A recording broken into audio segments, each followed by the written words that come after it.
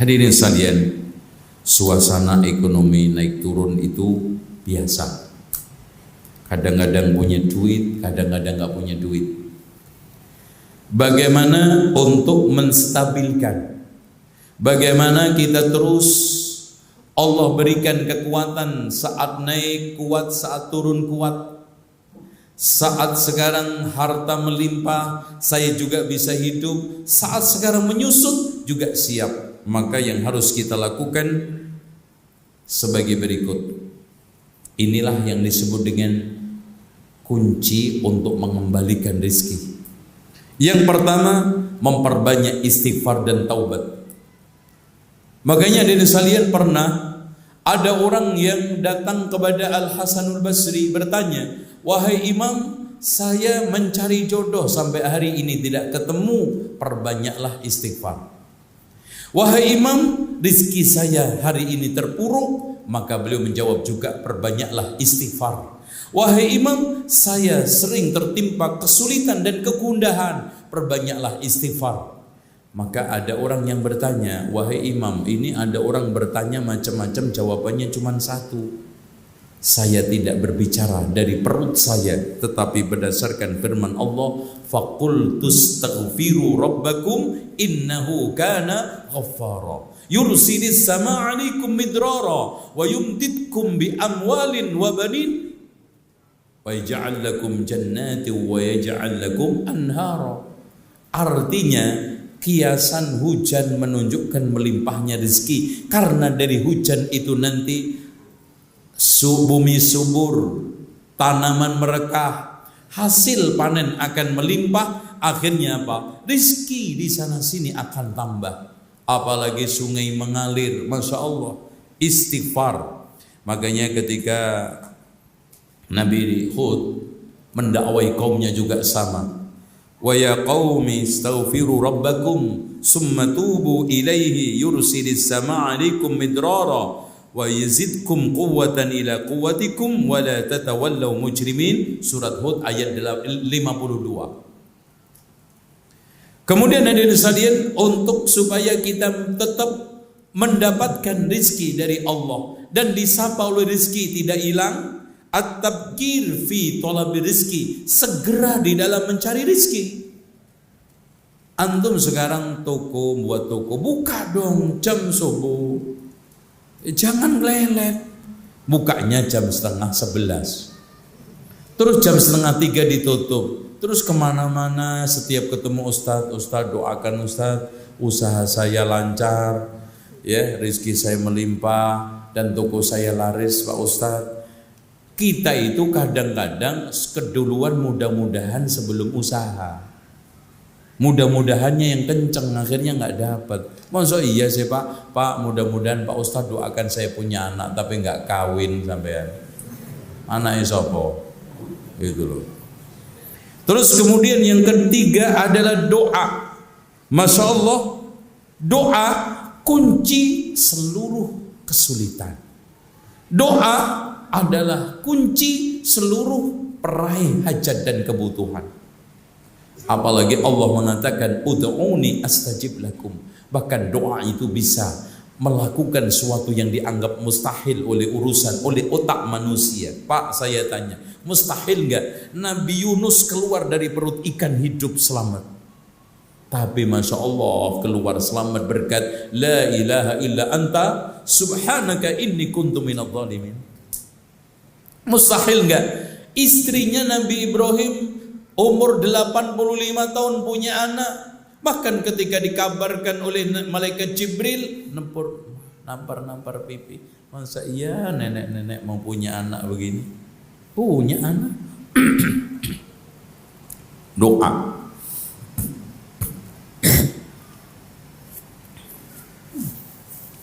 Selanjutnya adalah takwa kepada Allah. Simple, seperti yang diberitakan Allah di dalam surat At-Talaq, "Wa man yattaqillaha yaj'al lahu makhraja wa yarzuqhu min haitsu la yahtasib." Dan realisasi takwa menjaga diri dari api neraka dengan melaksanakan perintah Allah, menjauhi larangannya. Realnya gini loh Pak, ada tawaran miliaran tapi haram. Takwa ya Allah, enggak. Itu takwa.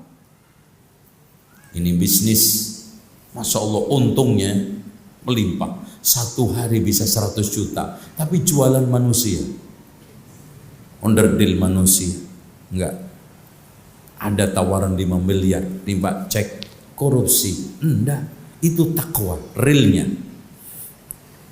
Kemudian yang ke berapa? 6. Istinabul ma'asi, menjauhi maksiat.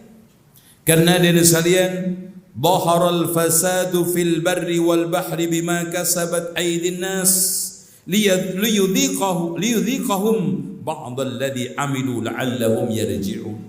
Telah terjadi kerusakan di muka bumi dan lautan akibat maksiat yang dilakukan manusia.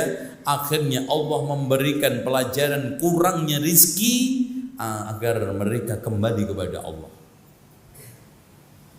Makanya daraballahu masalan qaryatan kanat aminatan mutmainnatan ya'tiha rizquha ragadan min kulli makan fakafarat bi an'amillah fa'adzaqaha Allahu libasal ju'i wal khauf. Kenapa Pak?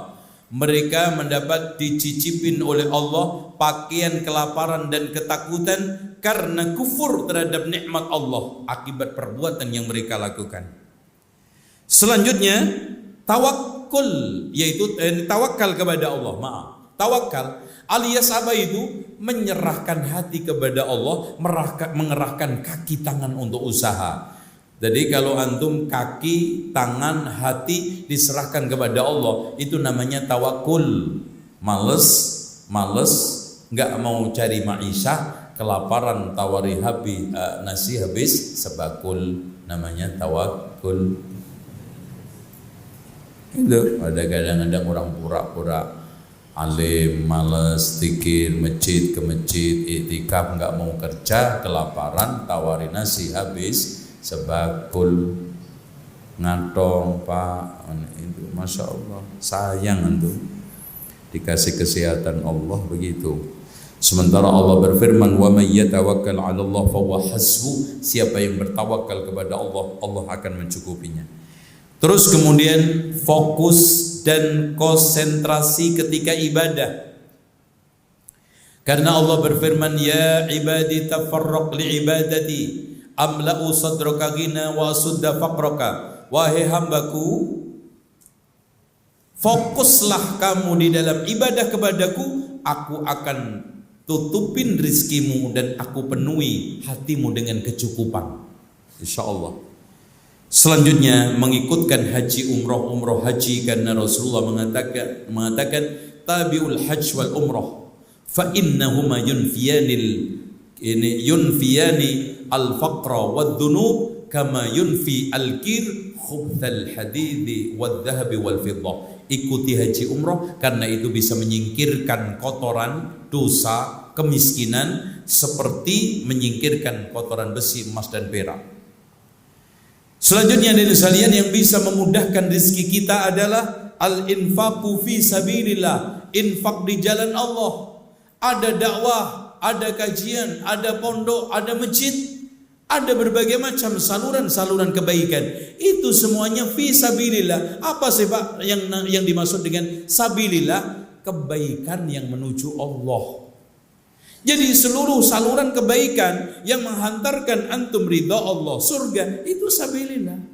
Syukur-syukur antum bisa membangun rumah Ibnu Sabil. Setiap orang kemalaman terlantar nginep gratis. Antum siapkan minuman untuk Ibnu Sabil. Haus langsung ini tiap masjid antum infak, setiap pojokan aqua, ini mineral, Masya Allah. Ini semuanya infak. Terutama dari sekalian infak kepada orang-orang yang berikutnya, talabul ilmi, yang mencari ilmu. Malah Masya Allah ada pernah orang yang bersaudara Pak, yang satunya rajin belajar ke Rasulullah, yang satunya rajin mencari duit. Akhirnya terkesan saudaranya ini ganggu, cuman kerjanya belajar, ngapain aja kamu ngabisin duit saya, makan minta saya. Akhirnya ditegur oleh Rasulullah, la'allak, mudah-mudahan kamu diberi rezeki berkat belajarnya dia. Makanya kalau sekarang suami antum sibuk dakwah, suami antum mungkin sedikit waktu ada membantu kajian, jangan disesali, jangan ada persepsi wah nanti kurang rezeki saya. Mudah-mudahan dengan menolong dakwah, membantu taklim, Allah berikan kemudahan tersebut. Makanya Pak, Abdullah ibnu Mubarak itu tidak pernah memberikan infak kecuali kepada talabul ilmi, orang yang mencari ilmu. Kata beliau, saya bikin dia fokus, tidak terganggu mencari ma'isah, lebih baik. Sehingga dia fokus belajar, fokus meneliti Al-Quran Sunnah, sehingga dia mendapatkan ilmu yang bermanfaat untuk dirinya dan umat. Dan yang selanjutnya silaturrahmi. Silaturrahmi ini juga memperlancar rizki. Man ahabba ayyubsata lahu rizquhu wa yunsa lahu ajaluhu falyasil rahimah. Barang siapa yang ingin diluaskan rezekinya Allah, dipanjangkan umurnya oleh Allah, maka hendaknya silaturrahmi. Selanjutnya dari sekalian, ihsan, berbuat baik, infak kepada orang-orang lemah. Rasulullah SAW menegaskan, la hal tunsaruna wa turzakuna illa bidu'afaikum. Bukankah kalian ditolong oleh Allah, diberi rizki Allah berkat orang-orang lemah di antara kalian? Kenapa Pak? Orang miskin itu rata-rata karena gak banyak tingkah, gak bisa kemana-mana, ibadah tekun, di rumah tiap hari berdoa, ke mall gak bisa, kondangan juga males karena gak ada sawerannya, doanya makbul. Antum kasih rezekinya, gitu loh. Jadi jangan antum itu miskin dasar, salah lo milih cara hidup. Jangan, miskin itu bukan pilihan tapi ketetapan. Lah kalau pilihan siapa yang mau miskin? Itu alhamdulillah antum Allah titipkan rezeki dia untuk di tangan antum. Kemudian termasuk terakhir adalah hijrah fi sabilillah. Ikhwan, Allah berfirman, wa man yuhajir fi sabilillah, barang siapa yang hijrah di jalan Allah, yajid fil ardi muraghaman katsira, dia akan menemukan satu keleluasaan, wasa'atan, dan melimpah karunia Allah. Wa may yakhruj min baitihi muhajiran ila Allah, barang siapa yang keluar hijrah di jalan Allah wa rasulihi dan rasulnya, thumma yudrikul maut, kemudian ditakdirkan mati, faqad waqa'a ajruhu 'ala Allah, maka pahalanya ditetapkan oleh Allah. Wa kana Allahu ghafurur rahim, surat An-Nisa ayat 100. Intinya gini, antum ini terakhir, habis ini kita tutup, syukur-syukur enggak ada pertanyaan lebih baik. Hadirin sekalian, siapa yang sekarang menekuni hijrah? Ini tolong. Mau hijrah dari harta, mau hijrah dari perbuatan, mau hijrah dari lingkungan, antum camkan. Enggak mungkin tanpa godaan, enggak mungkin tanpa ujian. Afahasibatum, ahasiban nasu ahasiban nasu ayyutraku ayyaqulu amanna wa hum la yuftanun. Apakah manusia itu menyangka setelah mengucapkan saya beriman tidak diuji? Tidak, enggak mungkin. Antum perhatikan bagaimana beratnya ujian Abu Bakar, meninggalkan tanah yang hektaran, meninggalkan kekayaan yang miliaran, meninggalkan saluran-saluran bisnis yang selama ini sudah dibangun bertahun-tahun, tinggal begitu aja. Antum perhatikan bagaimana Abdurrahman bin Auf datang ke Madinah cuma satu setel pakaian, satu setel, padahal miliarder. Tetapi dia tidak kehilangan akal karena memang mental bisnis, ya.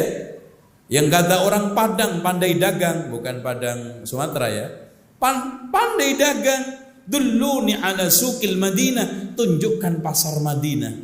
Langsung jual ini, jual itu, enggak selang lama punya rumah, menikah. Loh, Abdurrahman udah nikah? Iya ya Rasulullah. Cukup. Apalagi Utsman bin Affan, Pak. Subhanallah. Beliau itu pengen miskin sampai enggak bisa-bisa.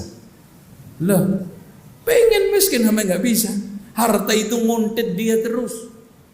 Walaupun ketika hijrah, Masya Allah, meninggalkan rumah, meninggalkan tanah, meninggalkan saluran-saluran bisnis yang dia selama ini bangun, tinggal putus. Tapi Allah kembalikan. Makanya ketika perang perang yang Jaysul Usrah itu ya, Mu'tah ya, perang Hunain maaf, itu 900 ekor unta lengkap dengan perbekalan, semua Utsman yang menyiapkan. Coba bagaimana Abu Bakar infak ketika Umar sudah merasa bangga, aduh saya baru kali ini akan infak lebih banyak, separuh dari hartanya dikasihkan. Ternyata Abu Bakar semuanya. Apa yang kamu tinggalkan untuk keluargamu wahai Abu Bakar? Allah dan Rasulnya. Cukup ya Allah, ya Rasulullah. Nah itu. Jadi takut miskin nggak akan pernah bisa menjadikan antum kaya. Bangga dengan kekayaan juga antum tidak akan menjadi mulia. Intinya sekarang simpel. Ayo kejar yang punya rezeki. Ulet di dalam mengais rezeki. Ibadah jangan antum lupakan. Kalau hilang kunci rezeki, kembalikan dengan perkara berapa tadi? Berapa?